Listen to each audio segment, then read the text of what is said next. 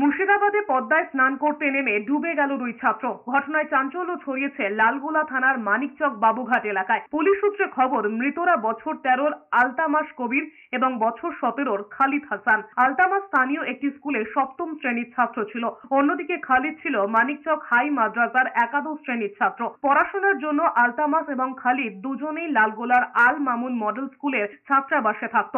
সকালে স্কুলে যাওয়ার আগে কয়েকজন বন্ধুর সঙ্গে ওই দুই ছাত্র আশিরাদহ এলাকায় বাবুঘাটের কাছে পদ্মা নদীর শাখায় স্নান করতে যায়। স্থানীয়দের দাবি, ফারাক্কা ব্যারেজ থেকে আচমকাই জল ছাড়া হয়। হঠাৎ করে নদীতে জলের পরিমাণ বৃদ্ধি পাওয়ায় ভেসে যায় দুই কিশোর।